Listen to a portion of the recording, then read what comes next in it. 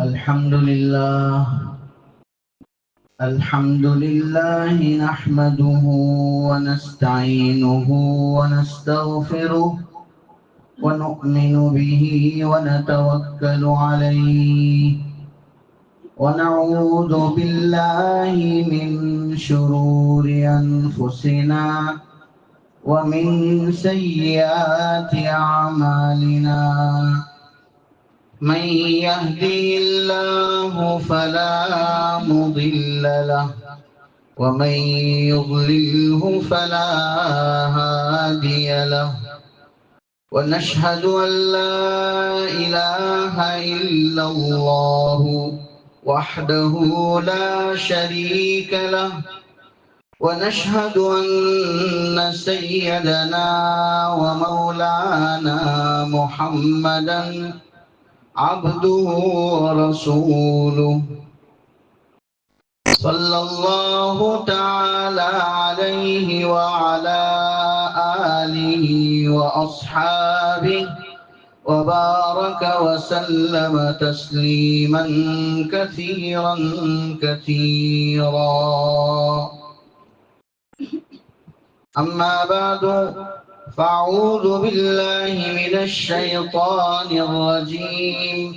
بسم الله الرحمن الرحيم. من ذا الذي يقرض الله قرضا حسنا فيضاعفه وله أجر كريم. صدق الله العظيم.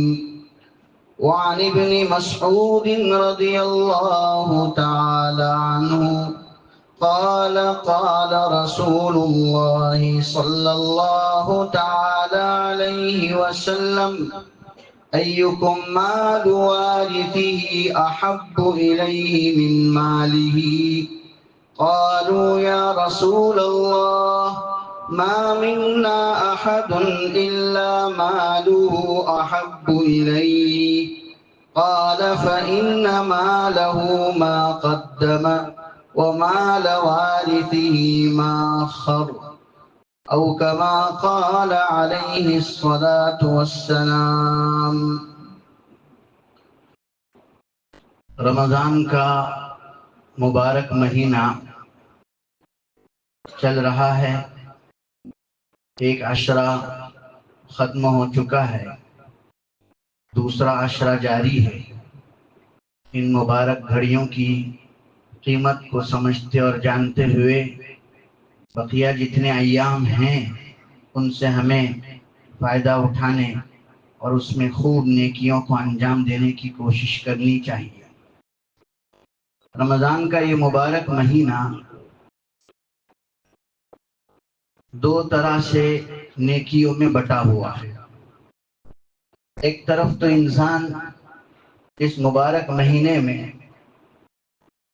بدن کے اعتبار سے نیکیوں کو انجام دیتا ہے، گویا بدنی عبادتیں انجام دیتا ہے، اور دوسری طرف آدمی مالی عبادات کو انجام دیتا ہے. بدن کے اعتبار سے روزے رکھ رہا ہے، تسبیح پڑھ رہا ہے، تلاوت کر رہا ہے، ذکر و دعا کر رہا ہے، مختلف قسم کی عبادتیں اپنے بدن سے آدمی انجام دیتا ہے. اسی طرح دوسری طرف آدمی مال کے اعتبار سے عبادتیں انجام دیتا ہے. بہت سارے لوگ اس مہینے میں اہتمام سے زکوٰۃ نکالنے کی کوشش کرتے ہیں. سالانہ ان کی پوری ترتیب زکوٰۃ کے اعتبار سے رمضان میں پوری ہوتی ہے. اسی طرح بہت سارے لوگ صدقات اور خیرات کا اہتمام کرتے ہیں. بہت سارے لوگوں کی دل جوئی، غم خواری اور لوگوں کے مدد کرنا، مسلمانوں میں جو پریشان ہیں ان کی پریشانیوں کو دور کرنے کی کوششیں کرتے ہیں. تو یہ مالی عبادتیں بھی انجام دی جاتی ہیں. اس طرح اس مبارک مہینے کو خصوصیت کے ساتھ دو طرح کی عبادتوں سے خاص تعلق ہے، ایک طرف ظاہر، ایک طرف جسمانی اور دوسری طرف مالی. انہی مالی عبادتوں سے متعلق قرآن و حدیث میں بڑی تفصیل کے ساتھ تاکید کی گئی.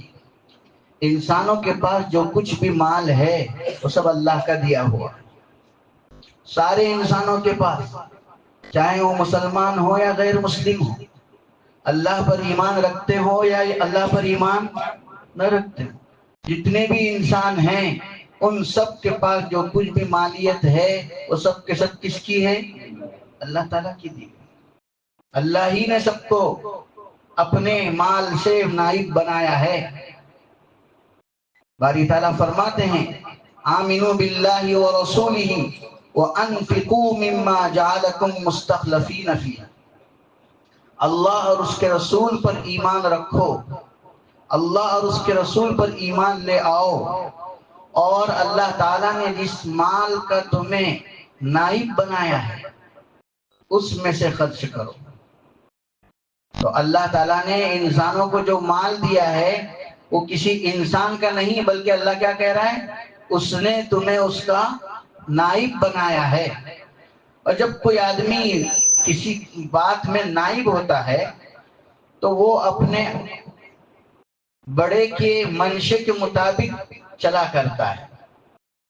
ایک آدمی، ایک سیٹ آدمی ہے، اس کے ماتحت کام کرنے والے لوگ ہیں، وہ ماتحت کام کرنے والے لوگوں کے پاس پیسہ دیا جاتا ہے، اماؤنٹ دی جاتی ہے کہ تم کو اتنے اتنے اماؤنٹ میں یہ سب کام کیا کرنے ہیں؟ پورے کرنے ہیں. تو وہ جو ماتحت لوگ ہوتے ہیں وہ اپنے ذمہ دار کے حکم کے تابع ہوتے ہیں، یعنی جو کام اس پیسے میں کرنے کو کہا گیا ہے وہی کریں گے، کوئی اور کام. اگر کوئی اور کام اس پیسے میں وہ کرتے ہیں تو وہ اپنے مالک کے حکم کی کیا کر رہے ہیں؟ نافرمانی کر رہے ہیں، حکم عدولی کر رہے ہیں، جس کی وجہ سے وہ سزا کے کیا ہوتے ہیں؟ مستحق ہو جاتے ہیں. اسی طرح اللہ تعالیٰ نے سارے انسانوں کو مال کا نائب بنایا ہے اور اس کی طرف سے یہ حکم دیا گیا ہے کہ وہ اس مال کو اللہ کی مرضی کے مطابق خرچ کریں. دوسری بات جو اس آیت میں ذکر کی گئی ہے وہ یہ ہے کہ ہر انسان کے پاس جتنی مالیت ہے وہ ساری کی ساری مالیت تین ذریعوں سے انسان کے پاس آتی ہے اور تین ذریعوں سے انسان کے پاس سے نکل جاتی ہے. ہر آدمی کے پاس جو کچھ بھی مال ہے کبھی نہ کبھی اس کے پاس سے ضرور جائے گا. یہ بات پکی ہے کہ نہیں؟ کیا کوئی آدمی یہ سمجھتا ہے کہ میرے پاس جو مال ہے وہ ہمیشہ رہے گا؟ سمجھ بیکار ہے. مال ہمیشہ رہنے والا نہیں ہے. وَيْلٌ لِكُلِّ هُمَزَةٍ لُمَزَةٍ الَّذِي جَمَعَ مَالًا وَعَدَّدَهُ. مال جمع کرتا ہے، گنتا رہتا ہے، گنتا رہتا ہے، گنتا رہتا ہے. ایسے جمع کر کر کے گننے والے آدمی کے لیے جس کی سمجھ یہ ہے کہ يَحْسَبُ أَنَّ مَالَهُ أَخْلَدَ، اس کا مال اس کے پاس ہمیشہ باقی رہے گا، یہ اس کی سمجھ بیکار ہے. کلا، یہ باقی نہ رہنے والا ہے. یہ ایک نہ ایک دن تمہارے ہاتھ سے ضرور جائے گا، نکل جائے گا. کیسے نکلے گا؟ یا تو تم اس مال کو بیچ ڈالو گے، یا تو اس مال کو کسی کو تحفہ اور ہدیہ دو گے، یا تو تم مر جاؤ گے. تو مرنے کے بعد یہ مال وراثت بن جائے گا اور وراثت کے راستے سے کسی اور کی ملکیت میں چلا جائے گا. تو تم نے کسی کو بیچ دیا، دوسرے کی ملکیت میں چلا گیا. تم نے کسی کو ہدیہ اور گفٹ کر دیا، دوسرے کی ملکیت میں چلا گیا. یا تم نے اسی مال کو جو ہے مرنے کی وجہ سے جب وراثت بنا دیا تو یہ مال دوسروں کی ملکیت میں چلا گیا. کسی نہ کسی وقت میں یہ مال اپنے ہاتھ سے نکلنے والا ہے. کوئی بھی آدمی اس میں ہمیشہ کا مالک رہنے والا نہیں ہے. جب نکلنے ہی والا ہے تو پھر کہاں بھیجنا چاہیے؟ وہاں بھیجنا چاہیے جہاں بھیجنے کا اللہ تعالیٰ نے حکم دیا ہے.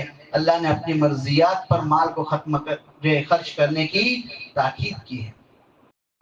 اسی کو انفاق فی سبیل اللہ کہتے ہیں. کیا کہتے ہیں؟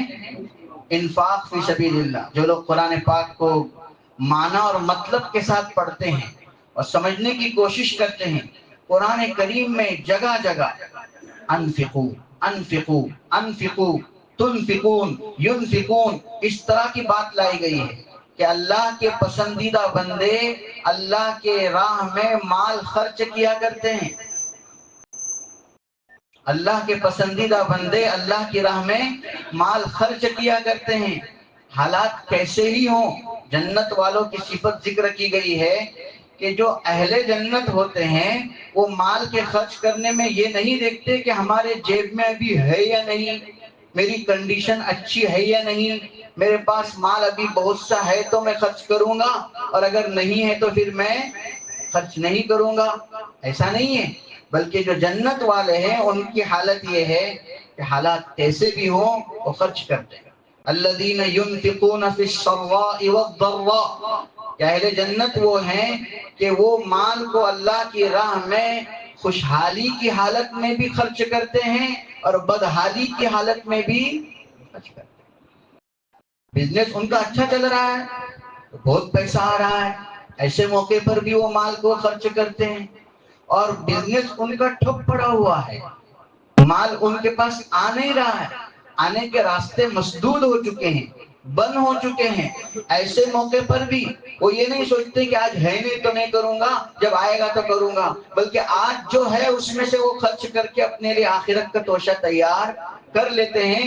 وہ حالات کے سدھرنے اور اچھے ہونے کا انتظار میں رہتے نہیں ہیں۔ الذین ينفقون فی السراء والضراء مثل الذین ينفقون اموالهم فی سبیل اللہ، جو آدمی اللہ کی راہ میں مال لگاتا ہے اس کو کیا دیا جاتا ہے؟ جو لوگ اللہ کی راہ میں مال خرچ کرتے ہیں ان کی مثال تو ایسی ہے جیسے انہوں نے زمین میں ایک دانہ ڈال دیا، اس دانے کی وجہ سے زمین سے 7 بالیاں نکلی، ہر بالی پر 100 دانے ہیں، تو ایک دانے سے کتنے دانے بن گئے؟ اللہ کی راہ میں خرچ کرنے والوں کی مثال باری تعالیٰ دیتے ہیں کہ جیسے زمین میں کسی نے ایک دانہ ڈال دیا، اس دانے سے 7 بالیاں زمین سے نکلی اور ان بالیوں میں سے ہر بالی میں 100 دانے ہیں، تو ایک دانے سے کتنے دانے بن گئے؟ 700 دانے بن گئے۔ 1 روپیہ لگایا 700 روپے بن گئے۔ واللہ یضاعف لمن یشاء، جس نے جس قدر اخلاص سے دیا ہوگا، جس قدر اللہ کی رضا کے لیے دیا ہوگا، اللہ تعالیٰ اس کو اتنا ہی زیادہ بڑھا دیتے ہیں۔ یضاعف لمن یشاء، جس کے لیے چاہتے ہیں اس کو بڑھا دیتے ہیں، بڑھا دیتے ہیں، بڑھا دیتے ہیں۔ حدیث قرآن پاک میں نے آیت کریمہ خطبے میں پیش کی تھی، من ذا الذی یقرض اللہ قرضا حسنا، کون ہے جو اللہ تعالیٰ کو قرضہ دے دے؟ کون ہے جو اللہ تعالیٰ کو قرضہ دے دے؟ اللہ تعالیٰ کو قرضے کی کیا ضرورت پڑی؟ اللہ تعالیٰ کو کس بات کی ضرورت پڑی کہ اللہ کو قرضہ لینا پڑ رہا ہے؟ اللہ تعالیٰ کی ذات قرضہ لینے سے بے نیاز ہے، اللہ کسی کا محتاج نہیں، اللہ تعالیٰ کسی میدان میں کسی کا محتاج نہیں۔ یہاں بات آئی اس لیے درمیان میں عرض کر دوں، سورہ محمد کے آخر میں باری تعالیٰ فرماتے ہیں، ہا انتم اولائی تدعون لتنفقوا فی سبیل اللہ، اے لوگوں تم کو بلایا جا رہا ہے، تمہارے سامنے تقاضے رکھے جا رہے ہیں کہ آؤ اللہ کے راستے میں مال خرچ کرو۔ فمنکم من یبخل، بہت سارے لوگ وہ ہیں جو خرچ کرتے ہیں، لیکن کچھ لوگ وہ ہیں جو اللہ کے دیے ہوئے مال میں خرچ کرنے کے مقابلے میں بخل سے کام لیتے ہیں۔ تو یاد رکھا جائے، فمنکم من یبخل، جو بخل کرتا ہے وہ اپنے آپ ہی کا نقصان کرتا ہے۔ یبخل عن نفس، جو بخل کرتا ہے وہ اپنے آپ ہی کا کیا کرتا ہے؟ اس سے اللہ تعالیٰ کا کوئی نقصان نہیں ہو رہا ہے۔ خدا کی راہ میں مال خرچ نہ کرنے سے اللہ کے راہ کے کام رک جائیں گے، ایسا نہیں ہے، بلکہ اپنی ذات کا کیا کرتا ہے؟ نقصان کرتا ہے۔ بڑی تاکید کے ساتھ اور بہت زوردار طریقے سے اگلا جملہ ارشاد فرمایا، واللہ الغنی وانتم الفقراء، اللہ ہی سب سے بڑا بے نیاز ہے، اللہ کو کسی کی ضرورت نہیں ہے۔ ہاں اے انسانوں، تم سب کے سب اللہ ہی کے محتاج ہو، تم اللہ کے بغیر ایک قدم بھی آگے نہیں بڑھا سکتے۔ انتم الفقراء، لہذا اگر اللہ کے راہ میں خرچ کرنے کے لیے ہم آگے نہیں بڑھے، ہم نے کہا کہ ہم خرچ نہیں کریں گے، ہم خیرات نہیں کریں گے، ہم عطیات نہیں دیں گے، ہم صدقات نہیں کریں گے، ہم اللہ کی راہ میں مال نہیں لگائیں گے، کوئی بات نہیں، آج تم نے نہیں دیا تو اللہ کسی اور کو توفیق دے گا، لیکن خرچ کرنے کی جو خرچ کرنے کا جو نیکی تھی اور اس کا جو مقام تھا وہ تم کو حاصل، تمہاری جگہ اللہ کسی اور کو کھڑا کرے گا۔ ان تتولوا یستبدل قوما غیرکم، اگر تم نے منہ موڑ لیا تو یاد رکھو کہ اللہ تمہاری جگہ دوسرے لوگوں کو لے آئے گا۔ ثم لا یکونوا امثالکم، پھر وہ تمہاری طرح نہیں ہوں گے بخل کرنے والے، کنجوسی کرنے والے، بلکہ وہ بہت آگے بڑھ چڑھ کر اللہ کی راہ میں خرچ کرنے والے ہوں گے۔ تو اللہ تعالیٰ کو کسی کی ضرورت نہیں ہے، اللہ تعالیٰ سب سے کیا ہے؟ بے نیاز ہے، اللہ کو کسی کی ضرورت نہیں ہے۔ ہاں ہماری ضرورت ہے، ہماری ضرورت ہے کہ ہم اللہ کے راہ میں مال کو کیا کریں؟ خرچ کریں۔ تو من ذا الذی یقرض اللہ، کون ہے جو اللہ کو قرض دے؟ اس پر میں عرض کر رہا تھا کہ اللہ کو قرض دینے کے لیے اللہ محتاج نہیں ہے۔ ہاں اللہ تعالیٰ یہ بتلانا چاہتا ہے کہ جو آدمی اللہ کی مرضیات پر اور اللہ کی راہ میں مال کو خرچ کرتا ہے تو وہ اپنا مال اللہ کی راہ میں خرچ کرنے کی اس کی مثال ایسی ہے جیسے اس نے کسی کو قرضہ دے دیا۔ جب وہ کسی کو قرضہ دیتا ہے تو سامنے والا اس کے قرضے کو کیا کرتا ہے؟ لوٹا دیتا ہے۔ سامنے والا اس کے قرضے کو لوٹا دیتا ہے۔ جس طرح ہمارا دیا ہوا قرضے کی رقم واپس آنے کی ہم کو پوری کیا ہوتی ہے؟ امید ہوتی ہے۔ اللہ تعالیٰ اسی کو تعبیر کر رہا ہے کہ جو اللہ کے راہ میں دے گا، انسانوں کو دیے ہوئے قرضے کی واپس آنے کی 100% امید نہیں ہے، لیکن اللہ کے پاس جمع کیے ہوئے مال کے واپس آنے کی امید 100% سے زیادہ ہے۔ وہ تو آنا ہی آنا ہے، اس کا واپس آنا ہی آنا ہے، اس میں کوئی دو رائے نہیں ہے۔ جو خدا کے راہ میں لگایا گیا ہے دنیا میں بھی واپس آئے گا، اور آخرت میں تو اللہ تعالیٰ اس کی وجہ سے بہت کچھ نوازے گا۔ تو یہ قرضے کی بات ذکر کی گئی کہ کون ہے جو اللہ تعالیٰ کو قرض دے، فَيُضَاعِفَهُ، اللہ تعالیٰ اس قرضے کو بڑھائے گا۔ جتنا تم نے دیا ہے اتنا نہیں رکھے گا، بلکہ تمہارے دیے ہوئے مال کو اللہ تعالیٰ بڑھائے گا، اس کا ثواب بڑا چڑھا کر کئی گنا زیادہ کر کے دے گا۔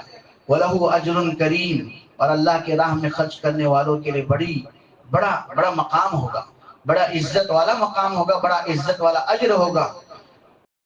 باری تعالیٰ ایک جگہ پر فرماتے ہیں یا ایھا الذین آمنوا انفقوا مما رزقناکم من قبل ان یأتی یوم لا بیع فیہ ولا خلۃ ولا شفاعہ، اللہ تعالیٰ نے جو مال تم کو دیا ہے اس میں سے تم اس دن کے آنے سے پہلے خرچ کرو جس دن کوئی دوستی کام نہیں کرے گی، جس دن کوئی تعلق کام نہیں کرے گا، وہاں تمہارے لیے کچھ نیکی وہ کام نہیں آ سکتی ہے۔ بس تم دنیا میں جو نیکی کر رہے ہو، مال کا خرچ کر رہے ہو، اس کا ثواب تمہیں وہاں پر ملے گا، وہاں پر کوئی تعلقات تمہارے آپس میں دوسرے کے لیے کام نہیں آ سکتے۔ انفقوا من طیبات ما کسبتم، اللہ تعالیٰ نے جو تمہیں دیا ہے اس میں سے تم مال کو اللہ کے راستے میں خرچ کرو۔ وَمِمَّا أَخْرَجْنَا لَكُم مِّنَ الْأَرْضِ، اور زمین میں سے جو کچھ تمہیں ہم نے دیا ہے وہ ساری چیزوں میں سے تم اللہ کے راہ میں خرچ کرو۔ اب آپ اندازہ لگائیں، باری تعالیٰ جگہ جگہ خرچ کرو خرچ کرو خرچ کرو خرچ کرو کہہ رہے ہیں، اس کا مطلب یہ ہے کہ اللہ تبارک و تعالیٰ بندوں سے مال نکالنا چاہتے ہیں، اور اللہ تعالیٰ نے مال کو دینے کا رشتہ بھی جو ہے نکالنے سے جوڑ کر رکھا ہے، یعنی جو دے گا اس کے لیے نہ دیا جائے گا۔ چنانچہ حدیث میں ہے انفق تنفق علیک، آپ علیہ الصلوۃ والسلام فرماتے ہیں کہ تم خرچ کرو تم پر خرچ کیا جائے گا، تم خرچ کرو تو تم پر خرچ، جو خرچ نہیں کرے گا تو اس پر خرچ، جو اپنے جیب سے نکالتا نہیں تو آسمان والا بھی نہیں، سمجھے آپ؟ تو خرچ کرنا پڑے گا تب جا کر کے اوپر والا بھی ہمیں دے گا۔ اب ہم لوگ سب لوگ دعا میں بیٹھے رہتے ہیں، اللہ ہم کو دے دے ہم کو دے دے دے دے۔ رمضان میں بھی ہم لوگ بہت مانگ رہے ہیں، اے اللہ اتنا مال دے دے، یہاں سے دے دے وہاں سے دے دے۔ آئے گا، ضرور آئے گا، لیکن اللہ تعالیٰ نے اس دینے کو کس سے جوڑ کر رکھا ہے؟ جیب سے نکالنے کے ساتھ جوڑ کر رکھا ہے۔ جب ہم اپنے جیب سے نکالیں گے تو اوپر والا بھی اپنے فیضان کو ہم پر جاری فرما دے گا۔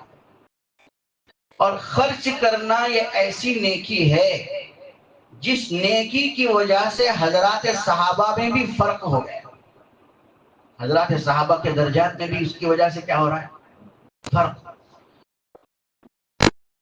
جس وقت اسلام آیا نبی کریم صلی اللہ تعالیٰ علیہ وسلم نے حق کا کلمہ بلند کیا، ہوائیں مخالف ہو گئیں، لوگوں نے آپ کی بات کو توڑ دیا، ماننے سے انکار کر دیا، ستانے کی تدبیریں کر دی، مختلف قسم کی سازشیں رچی اور ستایا گیا، بہت ستایا گیا۔ آپ کو بھی ستایا گیا، آپ کے گھرانے کو بھی ستایا گیا، آپ کے خاندان کو بھی ستایا گیا، آپ پر ایمان رکھنے والی پوری جماعت مومنین کو ستایا گیا۔ ایسے موقع پر مکی دور میں آپ کے لیے رہنا دشوار ہو گیا، یہاں تک کہ آپ نکل کر مدینہ منورہ ہجرت فرما کر چلے گئے۔ نبی کریم صلی اللہ تعالیٰ علیہ وسلم کا یہ مکی دور، پھر آپ جب ہجرت کر کے مدینہ تشریف لے گئے، وہاں جانے کے بعد بھی کافروں نے اور غیروں نے آپ کو چین سے رہنے نہیں دیا۔ ایک طرف مکے کے کافروں نے ستایا تو دوسری طرف مدینے کے یہودیوں نے آپ کو ستایا اور آپ کے صحابہ کو ستایا۔ ایسے موقع پر سن ہجری 8 سے پہلے، جب سن ہجری 8 میں مکہ فتح کیا گیا، سن ہجری 8 سے پہلے حالات برے ہی تھے، کنڈیشن صحیح نہیں تھی، صحابہ اکرام کے پاس مالی اعتبار سے کشادگیاں نہیں تھی، وسعتیں نہیں تھی۔ اسی وجہ سے سن ہجری 8 سے پہلے جن صحابہ نے خرچ کیا، چاہے مکی دور میں خرچ کیا ہو یا مدینہ کے 8 سالوں میں خرچ کیا ہو، ان خرچ کرنے والوں کا مقام اللہ کے نزدیک جتنا ہے اتنا مقام سن ہجری 8 کے بعد خرچ کرنے والے صحابہ کا نہیں۔ لا يستوي منكم من انفق من قبل الفتح وقاتل اولئك اعظم درجة من الذين انفقوا من بعد وقاتل، کہ جن لوگوں نے سن ہجری 8 سے پہلے اسلام کی خاطر قربانیاں دی اور مال و جان سے قربانیاں دی، ان کا مقام اللہ کے نزدیک بہت بڑا ہے بنسبت ان لوگوں کے جنہوں نے سن ہجری 8 کے بعد قربانیاں دی، سن ہجری 8 کے بعد خدا کے راہ میں مال لٹایا۔ ان کا اور ان کا لٹانا اور خرچ کرنا دونوں برابر نہیں ہے۔ اب اندازہ لگائیں جس نیکی میں حضرات صحابہ میں فرق ہو رہا ہے، یہ نیکی کتنی اونچی ہو سکتی ہے۔ اس لیے یہ قرآن ہم سے جو بار بار مخاطب ہو رہا ہے، نبی کریم صلی اللہ تعالیٰ علیہ وسلم، آدمی تو یہ سمجھتا ہے کہ میرا مال میرے کام آئے گا، آدمی کا مال اس کو اسی وقت کام آئے گا جبکہ وہ خدا کی راہ میں خرچ کرے گا۔ رکھا ہوا اور جمع کیا ہوا مال کبھی اپنے کام نہیں آتا، بلکہ وہ وارثوں کی نظر ہو جاتا ہے اور جھگڑوں کے نظر ہو جاتا ہے۔ ابن مسعود رضی اللہ تعالیٰ عنہ کی ایک روایت میں نے آپ کے سامنے پیش کی تھی۔ جناب نبی کریم صلی اللہ تعالیٰ علیہ وسلم فرماتے ہیں ایکم مال وارثی احب الیہ من مالی۔ آپ نے صحابہ سے ایک دن سوال کیا، تم میں سے کون آدمی ہے جس کو اپنے وارث کا مال زیادہ پسند ہے خود کے مال کے مقابلے میں؟ کون ایسا آدمی ہے جس کو وارث کا مال زیادہ پسند ہے بنسبت خود کے مال کے؟ تو صحابہ نے عرض کیا کہ اللہ کے رسول، ایسا کون ہو سکتا ہے؟ ہر آدمی کو خود کا ہی مال کیا ہے پسند ہے، وارث کا مال زیادہ پسند نہیں ہے۔ کوئی بھی آدمی دستور کے مطابق اپنے ہی مال سے محبت کرتا ہے بنسبت اپنے وارث کے مال کے۔ تو نبی کریم صلی اللہ تعالیٰ علیہ وسلم نے اس حقیقت کو سمجھاتے ہوئے ارشاد فرمایا، اگر تم کو تمہارے مال سے زیادہ محبت ہے تو اس کو اللہ کے راستے میں لگاؤ، یہ مال تمہارے کام آئے گا۔ جو مال تمہارا ہے وہ کون سا؟ جو تم نے خدا کے راہ میں خرچ کیا۔ یہ تم کو، اگر تم اس مال سے محبت رکھتے ہو تو اللہ کی راہ میں اس کو خرچ کرو، یہ تمہارے کام آئے گا۔ اور اگر نہیں خرچ کیا تو پیچھے رہ گیا، اور جو پیچھے رہ گیا وہ وارث کا مال ہے، اس سے تم کو کوئی نفع پہنچنے والا نہیں ہے۔ اس لیے یہ مال اللہ تبارک و تعالیٰ کی طرف سے ہم کو جو دیا گیا ہے، اس کو خرچ کرنے میں ہم پیچھے نہ آئیں، آگے بڑھتے جائیں۔ اتقوا النار ولو بشق تمرہ، نبی کریم صلی اللہ تعالیٰ علیہ وسلم فرماتے ہیں، عدی بن حاتم کی روایت ہے کہ جہنم کی آگ سے اپنے آپ کو بچاؤ، چاہے کھجور کا ایک ٹکڑا خرچ کرنے کے ذریعے سے ہی کیوں نہ ہو۔ بعض مرتبہ آدمی کے پاس مال ہوتا نہیں ہے تو آدمی سوچتا ہے کہ یار کیا یہ کھجور کی گٹلی کیا خرچ کرنے کی، میرے جیب میں ہے نہیں، 2 روپے ہی ہے، 5 روپے ہی ہے، کیا ہے اس سے کیا ہونے والا ہے؟ ایسا نہیں ہے کہ اس سے کچھ نہیں ہونے والا ہے۔ تمہارے پاس جو ہے اس کو لگا لو، یہ لگانا اگر تم نے اخلاص کے ساتھ کیا ہے تو یہ بھی تمہاری جہنم کی آگ سے بچانے کا کیا بن سکتا ہے؟ یہ معمولی نیکی نہیں ہے، اس کو یوں ہی معمولی سمجھ کر چھوڑا نہ جائے، بلکہ اس کو بھی انجام دیا جائے کہ یہ معمولی نیکی نہیں، یہ چھوٹا سا ٹکڑا خدا کی راہ میں لگایا ہوا بھی جہنم سے کی آگ سے بچانے کا ذریعہ بن سکتا ہے۔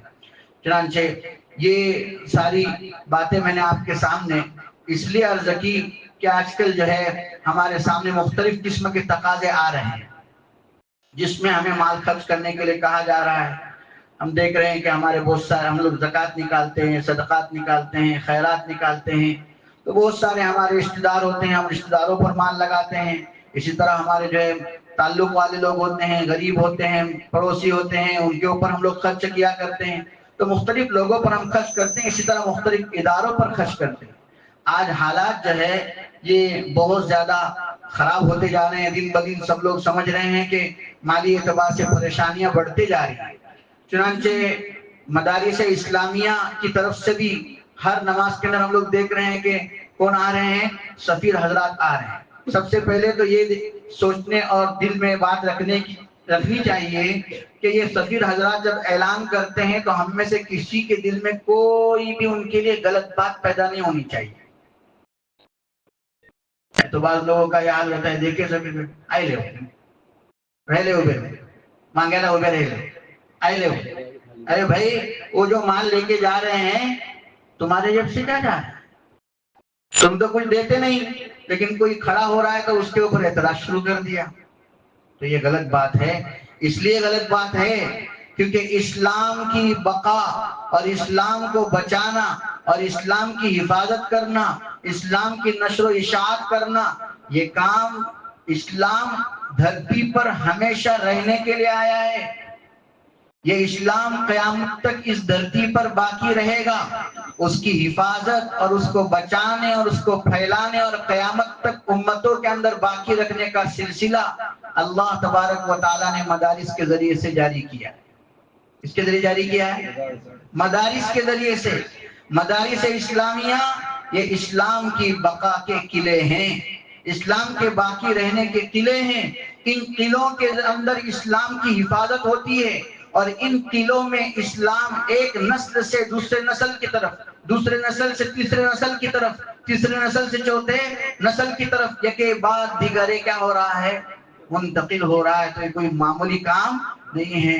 اگر قرآن کریم یاد کرایا جا رہا ہے، بھئی قرآن کریم کب تک رہے گا؟ قیامت تک رہے گا۔ ہم لوگ یہ سب مانتے ہیں قیامت تک رہے گا، تو قرآن کریم یاد کرانے کا کام کہاں ہو رہا ہے؟ یاد کر کے پڑھنے پڑھانے والے کہاں پیدا ہو رہے ہیں؟ یہ امت میں آ کر لوگوں کو پڑھا رہے ہیں، امت کے اندر تربیت کر رہے ہیں، لوگوں کو سکھا رہے ہیں، ایک بعد دیگر اس طرح منتقل ہونے کا کام کون سی مشین کر رہی ہے؟ نہیں سمجھے آپ؟ اس لیے بہت محرومی کی بات ہے کہ کوئی آدمی کسی سفیر کو حقیر سمجھے، کوئی آدمی کسی سفیر کو حقیر سمجھے، اس سے بڑی کوئی محرومی نہیں۔ اللہ تعالی ہم سب کو بچائے۔ تو اس لیے کسی بھی سفیر کے ساتھ ہمارا اس طرح کا کوئی رویہ ہونا نہیں چاہیے۔ دوسری طرف یہ مدارس والے جو آ رہے ہیں، یہ مسلسل ایسے حالات بنتے جا رہے ہیں کہ جس کی وجہ سے بھی آج میں آپ کے سامنے جس ادارے کا اعلان کرنے جا رہا ہوں، یہ ادارہ کبھی بھی جو ہے آپ کے پاس نہیں آیا۔ سالہ سال سے یہ ادارہ اب جو ہے محنت کر رہا ہے اور امت کے اندر کئی فوج اس نے پیدا کر دی علماء کی اور حفاظ کی، لیکن اس ادارے نے کبھی آپ کے سامنے سوال نہیں کیا۔ وقت وقت کی بات ہوتی ہے، ضرورت پیش آتی ہے جس کی وجہ سے جو ہے آنا پڑتا ہے۔ چنانچہ دارالعلوم اسلامیہ عربیہ تلوجہ، دارالعلوم اسلامیہ عربیہ تلوجہ کے احباب ہمارے ذمہ دار حضرت قاری مسرور صاحب یہاں تشریف لائے ہیں، اور ہمارے ذمہ دار قاضی فرحان صاحب تشریف لائے ہیں، اور دیگر بھی علماء اکرام ہمارے یہاں سے آئے ہوئے ہیں۔ اسلام کے یہ قلعوں، جیسے کہ میں نے عرض کیا کہ اسلام کے قلعوں میں سے ایک مضبوط یہ بھی ایک قلعہ ہے جہاں سے ہر سال علماء اور حفاظ کی بڑی فوج تیار ہو رہی ہے، اور امت کے اندر چل پھر کر یہ لوگ جو ہے کام کر رہے ہیں۔ یہ مدرسے کی طرف سے 2 تقاضے آپ کے سامنے ہیں۔ کتنے تقاضے ہیں؟ 2۔ کوئی آپ کے جیب پر بوجھ ڈالنے والا کام نہیں ہم لائیں، ہم نہیں بولتے کہ آپ ایک ہی وقت میں جو ہے ہمیں جو ہے بہت سارا پیسہ دے دو، آپ کے پاس جتنا ہے سارے صدقہ ہم کو دے دو، سارا زکوٰۃ ہم کو دے دو، ہم نہیں بولتے۔ ہمارے صرف دو تقاضے ہیں اور بہت چھوٹے سے تقاضے۔ ایک تو تقاضا جیسا کہ میں نے عرض کیا کہ وقت پر خرچ کرنا، جب کبھی آواز لگائی جاتی ہے تو خرچ کرنا چاہیے، یہ صحابہ کرام کی سنت ہے۔ غزوہ تبوک کے موقع پر حضرات صحابہ کرام کے درمیان رسول اللہ صلی اللہ تعالی علیہ وسلم نے اعلان کیا کہ روم سے لڑنے جانا ہے، جو اس وقت کی سپر پاور طاقتوں میں سے ایک طاقت تھی۔ صحابہ اکرام جا رہے ہیں لیکن خرچ کرنے کے اعتبار سے، مالی اعتبار سے کوئی ان کے پاس سامان موجود نہیں تھا۔ کون کون خرچ کرے گا؟ صدیق اکبر رضی اللہ تعالیٰ عنہ اپنے گھر سے سارا سامان لے کر آئے کہ رسول اللہ صلی اللہ علیہ وسلم کی خدمت میں آیا، عرض کیا کہ اللہ کے رسول میرے گھر میں جو کچھ تھا وہ سب میں نے آپ کی خدمت میں لا کر پیش کیا۔ عمر فاروق رضی اللہ تعالیٰ عنہ نے، چونکہ آواز لگی تھی چندے کی، عمر فاروق نے اپنے جو ہے گھر کا آدھا سامان پیش کیا۔ عبد الرحمن ابن عوف رضی اللہ تعالیٰ عنہ نے کئی کلو چاندی جو ہے حضور اکرم صلی اللہ تعالیٰ وسلم کی خدمت میں لا کر پیش کر۔ حضرت عثمان غنی رضی اللہ تعالیٰ عنہ نے 1000 اونٹ پیش کیے۔ کتنے؟ 1000 اونٹ پیش کیے۔ کئی مقدار میں چاندی اور سونا پیش کیا، کئی گھوڑے پیش کیے۔ اتنا سارا مال جب رسول اللہ صلی اللہ تعالیٰ وسلم نے حضرت عثمان کی طرف سے دیکھا تو ان کے لائے ہوئے درہم اور دینار میں آپ ہاتھ ڈالے جا رہے تھے، اور ارشاد فرما اس طرح جو ہے ہاتھ ڈال کر ان کے دینار اور درہم کو پلٹتے جا رہے تھے، اس طرح پلٹتے جا رہے ہیں۔ فرمایا آج کے بعد عثمان کے لیے کوئی بھی بات جو ہے نقصان نہیں کرے گی۔ یہ نیکی اتنی بڑی نیکی کر دیا کہ آج کے بعد اگر اس سے کوئی خطا بھی ہو جائے تو اللہ تعالیٰ اس کو کیا کر دے گا؟ معاف کر دے گا۔ اس طرح حضرات صحابہ نے وقت کے موقع پر جو ہے خرچ کیا ہے۔ تو اس حساب سے آپ سب حضرات سے، چونکہ ہمیں احباب باہر کھڑے رہیں گے، آپ اپنے طور پر مدرسے کے لیے اس وقت آپ کی جیب میں جو کچھ ہے اس سے آپ تھوڑا نہ تھوڑا ضرور اس مدرسے کے لیے لگائیں۔ یہ ضائع نہیں جائے گا۔ کتنا بڑا اسٹاف ہے جانتے ہیں آپ؟ 500 طلبہ ہیں، 52 اساتذہ ہیں۔ مان لیجیے ہم نے اگر فیصلہ کر دے کہ ہم کوئی بھی نہیں دیں گے، مدرسہ بند ہوگا؟ مدرسہ بند ہوگا؟ یہ 52 اساتذہ پڑھانے والے نہیں رہیں گے، چھوڑ کے چلے جائیں گے؟ نہیں، اللہ تعالیٰ نے اس جماعت کے دل ایسے بنائے ہیں کہ حالات کیسے بھی آئے تب بھی یہ جماعت اپنی جگہ سے ہٹتی نہیں۔ تنخواہ ملے نہیں ملے جم کر پڑھتے ہیں، پڑھاتے ہیں۔ ان کو اللہ تعالیٰ کیا نوازے گا ہم نہیں جانتے۔ قیامت کے میدان میں ان کو کس طرح کے اعزازات دیے جائیں گے ہم نہیں جانتے ہیں۔ ان کو تو وہ دے گا، ہم دیکھتے رہ جائیں گے۔ سمجھے آپ؟ ایسی قربانیوں سے یہ مدارس میں پڑھا رہے ہیں، لہذا ہم سب کا فریضہ ہے۔ اگر یہ لوگ اپنی جانی خدمات پیش کر رہے ہیں، اللہ نے ہمیں مال دیا ہے، ہم مالی خدمات کے ذریعے سے ان کا ضرور تعاون کیا کریں۔ وہ سارے لوگ سوچتے سگلن لس کہہ دیا تھا، سگلن لس کہہ دیا تھا۔ ارے بھائی اللہ تعالیٰ بھی اگر یہ سوچے گا تم کو دینے میں کہ ہر ٹائم والے حالہ کہہ دیا تھا تو کیا ہوگا؟ جی بھائی روز کی روزی ہے نا، اللہ آج بھی دے دے، کل بھی دے دے، پرسوں بھی دے دے، ترسوں بھی دے دے، ہر روز دے دے۔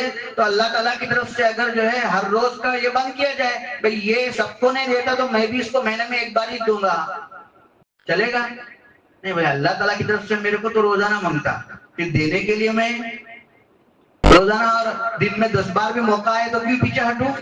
اس لیے پیچھے ہٹنا نہیں چاہیے۔ بہرحال تو 2 تقاضے ہیں۔ پہلا تقاضا تو یہ ہے کہ جو حضرات یہاں کھڑے ہیں آپ سے جو مانگ رہے ہیں ضرور آپ اپنی طرف سے دے دیں۔